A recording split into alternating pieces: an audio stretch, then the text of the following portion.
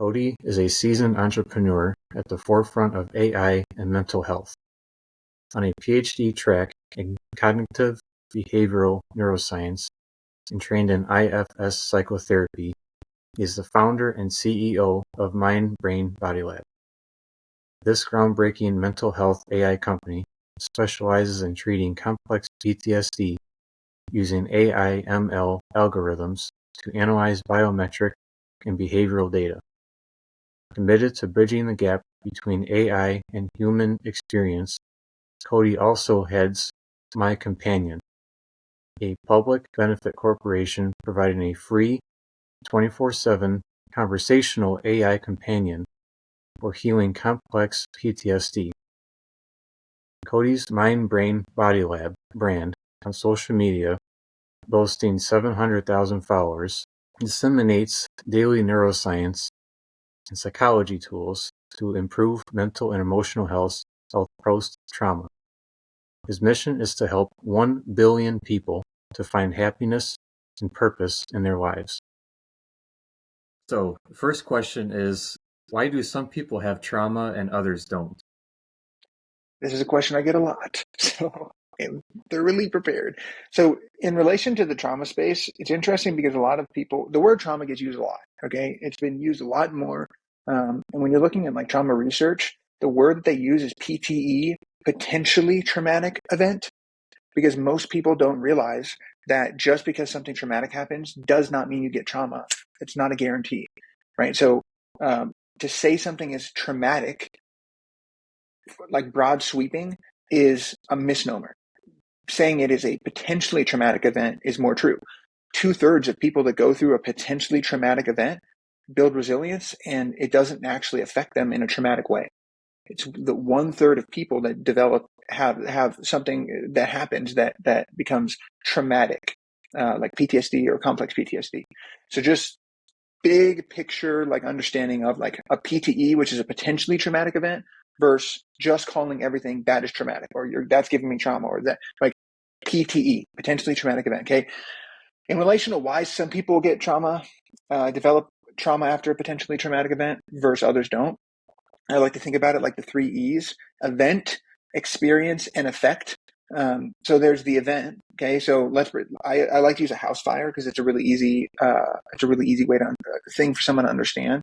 But the event could be the house fire. The experience, if your house is on fire, the experience of that house fire is potentially traumatic because all of your stuff is burning. You got to run around, find your kids. You got to make sure that you grab as many personal belongings to call the fire department, and you're running around freaking out. Okay, that could be potentially traumatic, and that's how that experience could be perceived by the person whose house is on fire. So then the effect of that event could be PTSD, anxiety long term, or trauma, right? As someone would term it. However, okay, that's for the person whose house is on fire. Okay, same event, but let's pretend now you're the firefighter. Okay, same house fire. It's the same event, but you're a firefighter. Okay, so your experience of that is this is your 3rd house fire of the night. Okay, this is your 300th in your career.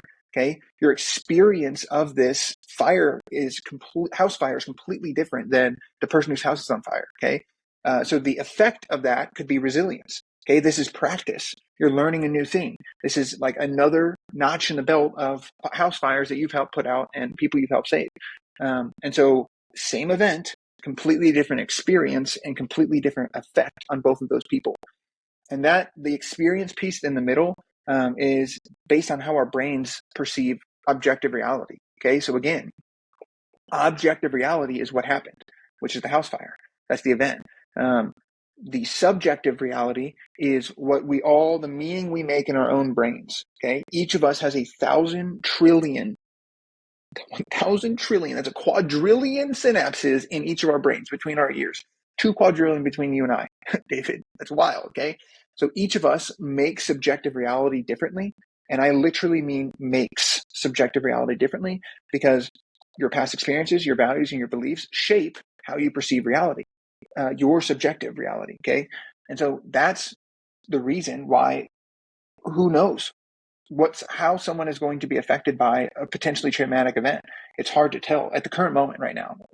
We have to be able to map every single one of your neurons and synapses, which at the current moment is not possible. And it's hard. We'll get there eventually. I very much believe that, but it's hard to predict. And that's why some people have these potentially traumatic events that turn into trauma, and other people, like the firefighter, it builds resilience and it builds strength and it builds it's empowering is maybe not the right word, but resilience is a better word. So does that make sense?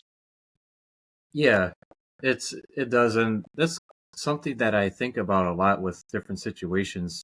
For example, if you have two people, one person grew up in an abusive household and they Mm. then become abusive because that's what they know, and then another person that grows up in an abusive household that says, I am gonna make it my life's mission to never be abusive, like, being abused like I was. So it's the same starting situation with two different outcomes. And I find it interesting how people can, through life and what experiences they had and what kind of mentorship they had, how they take that trauma and build themselves from it. And of course, I'm not a PhD like you are, and I have no idea what I'm talking about, but it's just, I find it very interesting to see how people's life paths can take them from the same start. 100%. Yeah, I find it fascinating as well. And Yeah. you're on the right track. I completely agree. And it's been studied over and over and over again, even with twins that have similar, like the twins, they're identical, but um, they have completely different life paths that they go down based on one potentially traumatic event. So it's really interesting. And it's based on protective mechanisms that pop up, which we can talk more about. But um, it is very interesting, I will say. hmm So, from your practice and the people you've spoken to, how do you how do you say to a person, you have trauma, and how do you measure that? Great question. So there's a couple ways in relation to like telling someone they have trauma. The type of psychotherapy I'm trained in is called internal family systems, and it doesn't pathologize these types of things. So it doesn't say David has trauma. It doesn't say David is anxious, right? It would say the way I would frame it is a part of David or a part of Cody is anxious, or a part of Cody is depressed, or a part of Cody is traumatized. And that's so it's not as pathological as like you have trauma. You, my friend, have trauma, right? So I wouldn't necessarily go directly on the nose with that as often as you would think. For people, I work with the people a lot of the times uh, after abusive relationships. They've had traumatic childhoods in some way. So it's obviously childhood trauma is the precursor to almost everything. But in adulthood, a lot of the times I'm working with people after abusive relationships. Um, and abusive relationships are a specific type of trauma called complex trauma, which is prolonged, there's complex PTSD and PTSD, and they're kind of different or whatever. And so sometimes people in those situations continue to get labeled with you have anxiety disorder, you have depression, you have BPD, you have you're struggling with reactive abuse, you have PTSD or whatever, and they get these labels from other people, and then they come to me, and I'm like, okay, let's talk about this. I think that you have complex PTSD, which is a combination of almost all of the things that you've been labeled as, but I wouldn't label them as anything. I would help them understand that complex PTSD, which is a thing, is made of many different parts. A part of you that doesn't trust other people, a part of you that is anxious, a part of you that's hypervigilant, a part of you that is an empath, a part of you that is avoidant, a part of you that drinks or does drugs or watches porn or binge eats or binge shops. And it's a combination of all of those different parts and their behaviors that create complex trauma or complex PTSD. So for some people, it's really relieving to hear, oh, okay, this thing has a title. This thing has a name. I'm not alone. Like, I got it. This is awesome. I feel like there's now hope.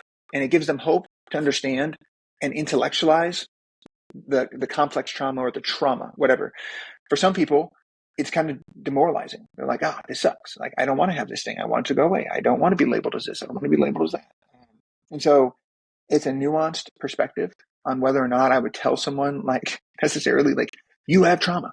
Um, that's like step one. Step two is how would they know if they actually have trauma or not? It's usually pretty clear. I mean, there's some pretty common like flashbacks. Um, Anxiety is a really common one. Um, the like easily like hypervigilance like or hyper awareness where you're easily triggered and things like that. Um, are hallmarks of like PTSD and complex PTSD. Um, your worldview changes drastically, and you are much more scared. Maybe you're having panic attacks and things like that. Um, so it's usually you kind of the person subjectively knows, and I have to ask them questions and learn about what they're experiencing and what subjective reality they're creating to understand what's going on, to decipher whether or not they have trauma or not. That being said, there are ways to measure it. So as well, objectively, without having to get into some of their subjective stuff.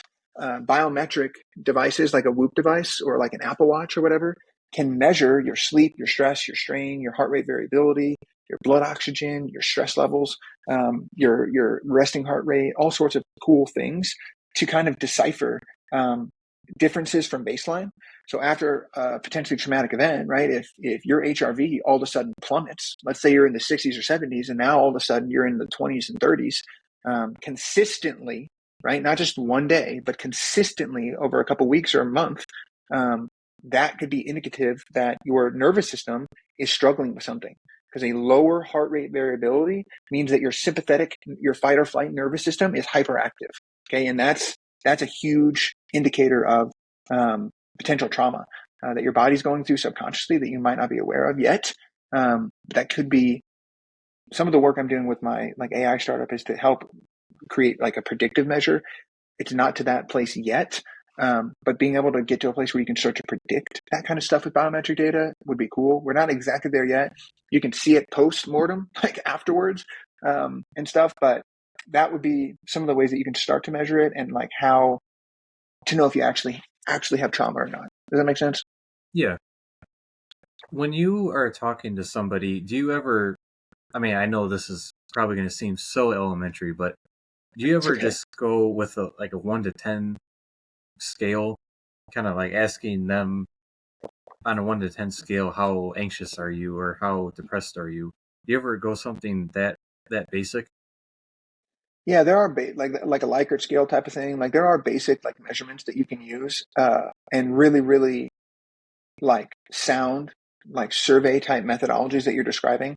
Um, so yeah, you can absolutely do that, and I do that in my intake forms and things like that to get a base level, like a numeric base level. From again though, that's self-reported subjective data. Okay, so that's do with it what you weigh. You Mm-hmm. can do that, but again, a 10 for you might be a 3 for me. So, Right. like, because we have different subjective realities that we're perceiving, and so um, you got to keep that in mind with that type of testing or that type of like statistical or like feedback, essentially. But yeah, you can do Mm-hmm. that Okay. So, say that I have trauma. How would I go about treating it? for sure. So there's a couple different methodologies. There's two ways, okay, top down and bottom up. This comes from neuroscience because there's two ways that your brain processes things, which are like top down, like you think of an orange, right, in your head, right, and you go do that thing, or you think of an action you want to take up here, and then your body goes and does it. And there's also like I see this coffee cup, and I then bottom. That's the bottom. My senses are bringing that in, and then I see it in my head. Top down and bottom up. Easy way to think about it is top down is from your mind to your brain and nervous system to your body, and bottom up is from your body to your brain and nervous system to your mind. Okay, so when you're thinking about trauma and healing trauma, the two big groups of therapy or methodologies to treating trauma are top down and bottom up. Some of the most common and some of the most well studied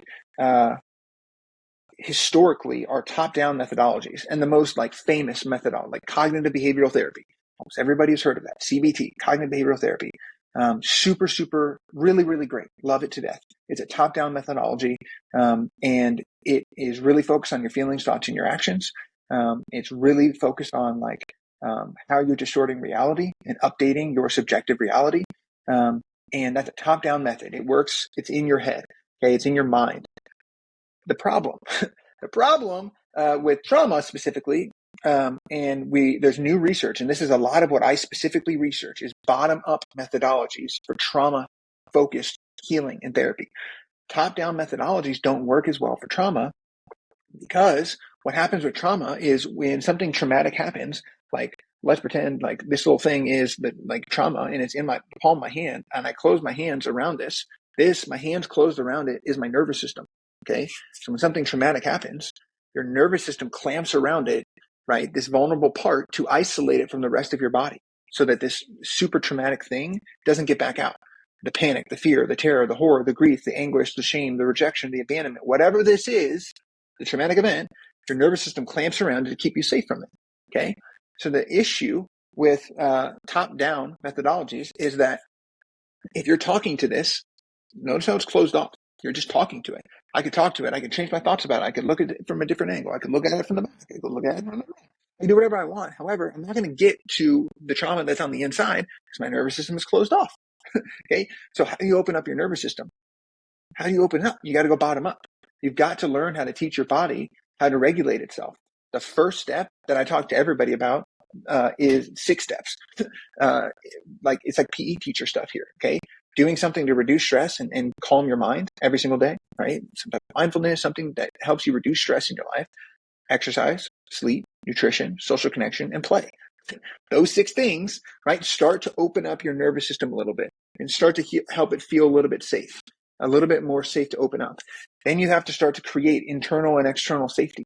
Okay. If you are still in a traumatic situation, okay, if you're still in an abusive relationship or you are still at war, your nervous system is not going to open up because it can't, because its external environment is dangerous. So it's not going to open up. Okay. And so you've got to create some external safety, number one. And that is getting around healthier people, places, and things. Okay. Removing bad, negative people, places, and things that keep your nervous system clamped up. People that crush your boundaries, people that take advantage of you, people that manipulate you, like places that drain your energy, things that distract you from what you're really on earth to do, right? Removing those, that starts to open up your nervous system a little bit more. And all this is bottom up, okay? Working with just helping your nervous system open up. And then internal safety is starting to feel a felt sense of safety internally. Healing trauma is scary because as you're opening this back up, this thing is starting to come back out, okay? And it's starting to get released back into your body. And so as you're opening up, you've got to start to teach your nervous system what it's like to feel open again, to feel expanded, to feel joy, to feel happiness again. And you have to also teach it how to handle and regulate through the big emotions that come up as you're healing these traumatic events, these traumatic things. And so when you're working bottom up, like internal family systems, like I'm trained in, you're working bottom up, right? And it's how your nervous system works. Okay. And so once you open up your nervous system, now this thing is out, you can go talk to this vulnerable, traumatized part of you, right? So if we bring it full circle, this is a part of you that got traumatized. It is not you. So you don't have to go re-experience that traumatic memory. I, Cody, can witness and say, oh, you're hurt. You are struggling. You need help.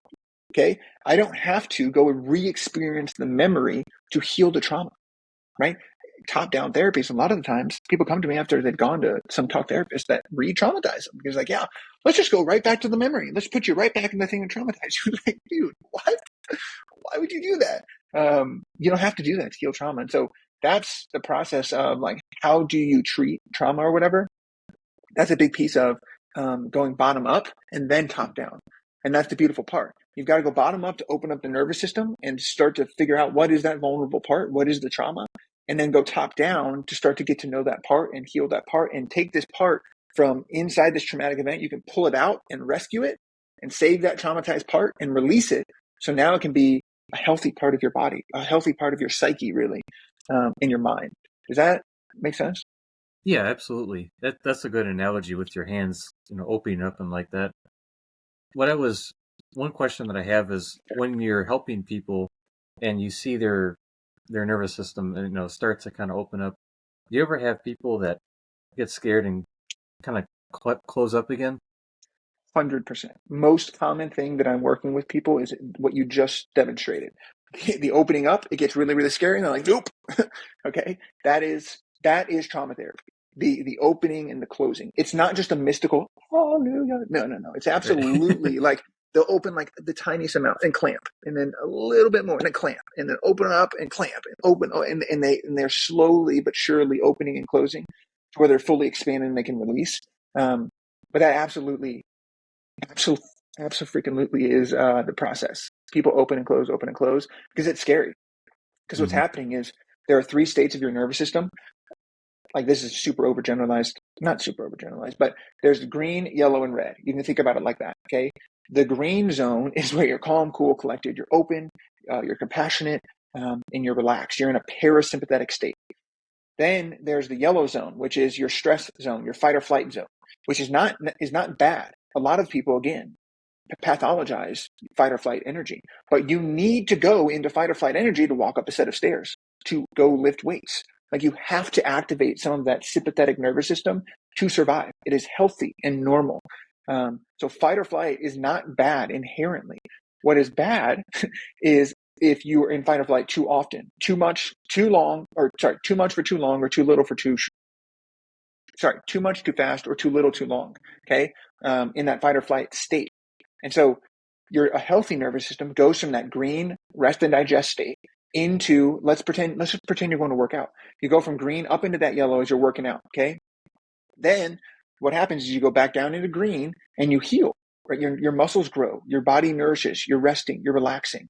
So you go from green to yellow, green to yellow, green to yellow, and you fluctuate between those like a wave. That's healthy and normal, and that's really good. What happens in traumatic situations is that instead of stopping bench pressing or doing the curls, like, imagine you just never stop doing the curls. You just do them perpetually, forever. You never take a break ever. You're just continually doing that. What starts to happen is your muscles start to like tear and get damaged and get hurt.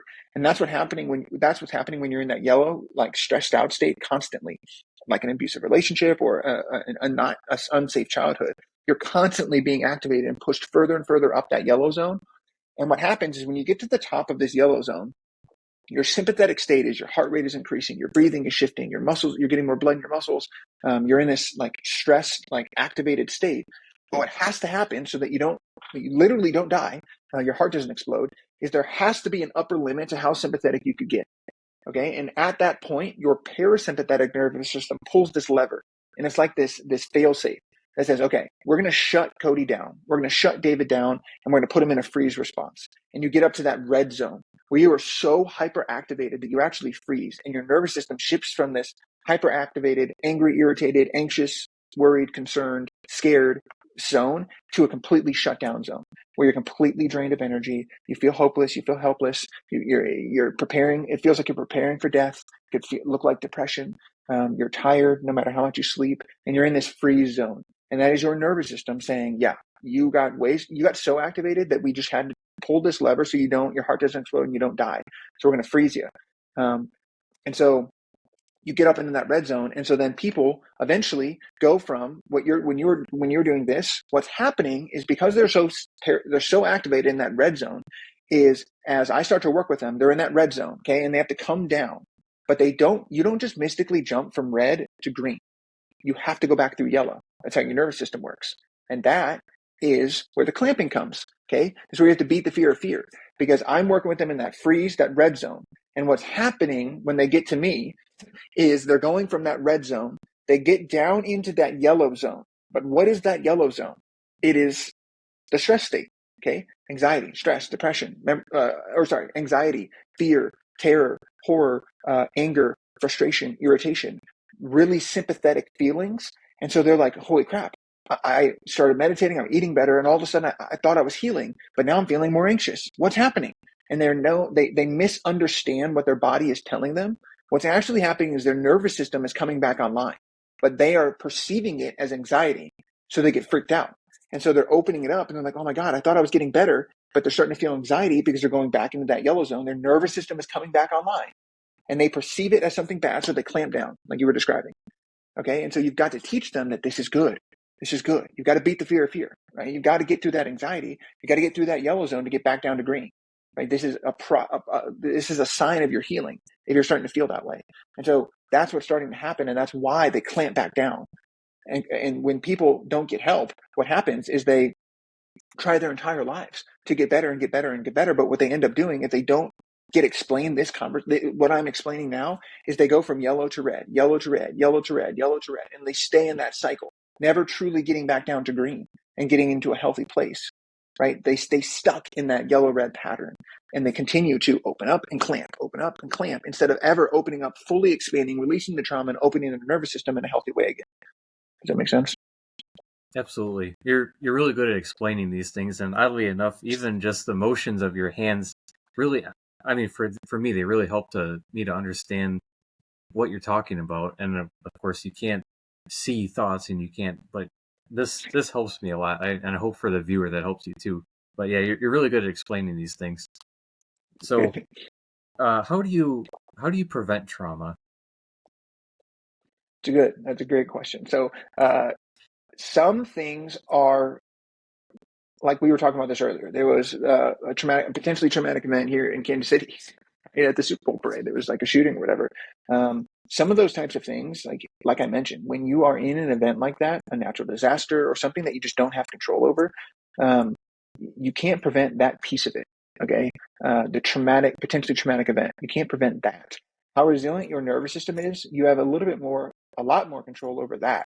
And so building resilience in your nervous system is huge. Okay, so the areas that I mentioned earlier are some of the best ways that you can start to process you can pat your stats, if you will, in relation to preventing trauma, right? It's almost impossible to with absolute certainty say that this will help you prevent any trauma ever. Okay, but having healthy habits and routines in your life is so profound, right? Being able to do something that reduces stress consistently, that's super helpful. Doing something that your exercise, your sleep, nutrition, those base level things are super, super helpful. The other thing that's helpful is a lot of times people will think that, okay, you have something called a window of tolerance, which is how much stress you can handle before it gets to be too much. And this window of tolerance grows, shifts, and changes. With it can expand and it can shrink. Okay, so if you imagine when you're going, if you've ever been bowling, you've got the bumpers. It's kind of like that. Okay, and so if you've got those bumpers up and you're bowling, right? In your life, there are stressful things that you can do. Okay, you can put yourself in slightly stressful situations, cold plunges, saunas, going and doing like public speaking even. You're putting your nervous system in a stressful state, if you will, in what a potentially traumatic situation. Okay, and what you're doing in that situation is you're actually expanding your window of tolerance. You're expanding the amount of sympathetic activation that you can handle. And where people get in trouble sometimes with this, from my humble perspective, is that they try to remove as many potentially traumatic things as they possibly can, and they shrink down their window of tolerance because your window of tolerance is like a muscle. If you don't hit the upper limits of it, it shrinks down. Okay, so your window of tolerance gets smaller. So something super, super simple gets shrunk down, right? So you see this special forces guys, think of David Goggins. Almost everybody knows he's crazy. Mm-hmm. And what's going on? He can be calm, cool. He literally gets helicoptered and dropped into the middle of wildfires on his off days. He does that on his off days. And he's calm, cool, collected in those fires because why? He's expanded his window of tolerance super wide. So there's a lot of stress that he can handle before it gets to a place that's overwhelming for his nervous system, because his nervous system is like a muscle. There are other people who never put themselves in these situations. They isolate themselves. They don't get out. They don't try new things. They don't stress themselves ever at all, to create this perfect bubble, which can be helpful, especially as you're trying to heal. However, ultimately, long term, what's happening is their window of tolerance is getting smaller and smaller. So any amount of stress will put them past what they can handle. And so that being in that hyperactivated state is what your window of tolerance is smaller, and you get activated, and your nervous system gets to a place that you can't handle it. that's where you get to that hopeless, helpless, scary feeling of like, holy shit. And there's a higher likelihood or a higher chance potentially of you getting traumatized by a potentially traumatic event. And so being able to expand that window of tolerance with healthy stress that you can recover from, is a really great way of patting your stats a little bit and maintaining the healthy habits, patterns, and routines that I already have articulated in relation to just making sure that your body is healthy enough as well. Because there's a difference between like fake, that's I don't want to get in trouble here, but fake anxiety and real anxiety. Fake anxiety, like all feelings and emotions and things that are valid for sure. But what I'm describing as fake anxiety is when you don't sleep for 3 days in a row and you're feeling anxiousness. That is your body budget, right? Your body telling you I'm depleted on sleep. And that's the anxious feeling. Or if you're eating crappy or you're not working out and you're not expending energy and that energy is just being trapped in your body, right? That is fake anxiety, right? That's a body budget issue, not not the same thing as like anxiety in relation to like trauma, where you're hypervigilant because the last time you were in a crowd, there was a mass shooting, right? Yeah, very, very realistic and understand. It makes complete sense that that would make you anxious. Completely get that, and that's not necessarily a body budget thing. That's more like from a potentially traumatic event. So that's how you would prevent it, or at least stack the deck in your favor in relation to preventing it, if you will. But even Okay. special forces guys get PTSD. Even for like first responders who have wide windows of tolerance still get PTSD and things like that as well. So I can't tell you with absolute certainty if do this and you'll never get traumatized. We're just not there yet, like scientifically. I want to get there one day, but and who's to say that? The other thing too is like, do we want to prevent trauma? Okay, there's some argument to be made that post-traumatic growth, right? The growth that you get after something traumatic, almost this gets blown out of proportion because people start to invalidate people who've gone through trauma and they start to say, oh, it has to mean something, or God, it's God's path, or it was meant to happen, or you'll get stronger because of it. And as you're going through the trauma, that's invalidating and absolutely not helpful.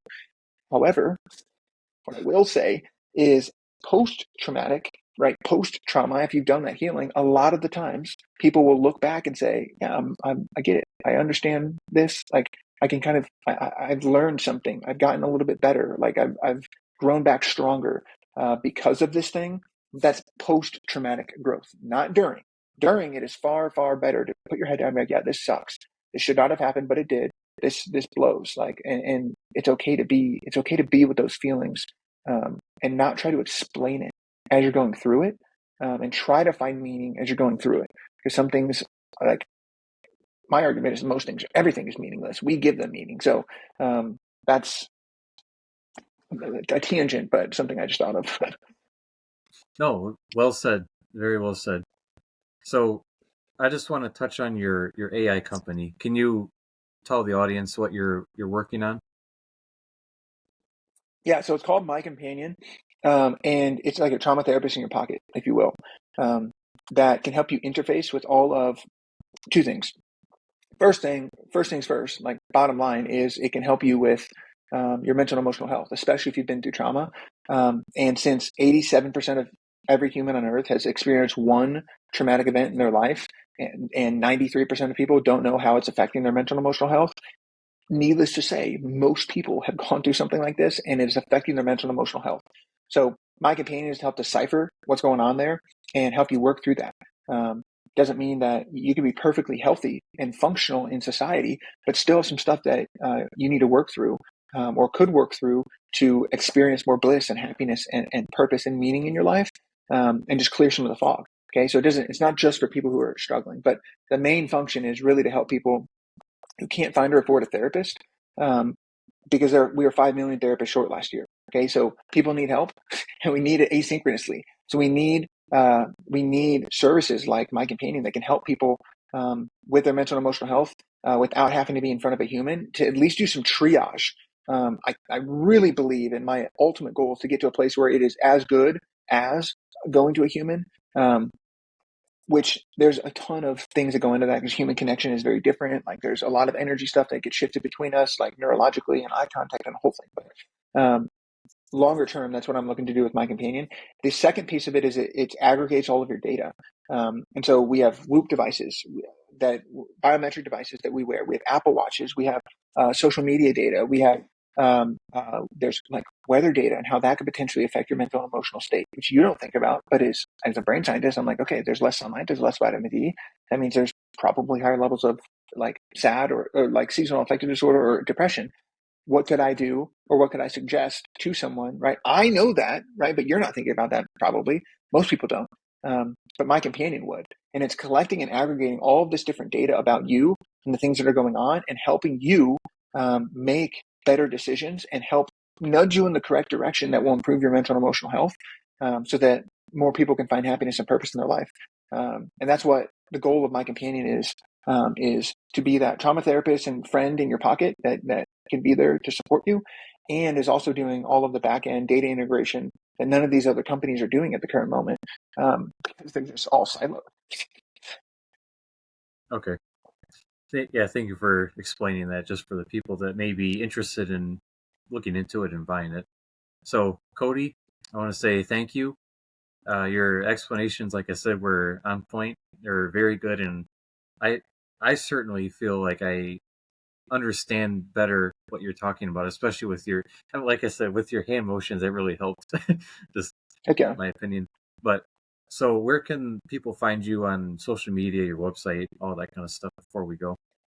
For sure. Everything is Mind, Brain, Body Lab. The website is mindbrainbodylab.com. And then every social media platform is at Mind, Brain, Body Lab, for all of my, that's like my main stuff. We also have a wait list for my companion. If you want to join the wait list, it is just my-companion.app. And that's the wait list. We also have a link to the wait list on our website. So if you go to mindbrainbodylab.com, everything's there. And you can also, you'll find the wait list, you'll find all of our programs and everything. So that's probably the best link to go to is mindbrainbodylab.com. But if you're looking for social media, literally any social media platform, just at mindbrainbodylab. Okay. So I want to thank everyone for watching. I hope you enjoyed it as much as I did. Just remember to like and turn on that little notification bell so you don't miss any additional content. And we'll see you next time.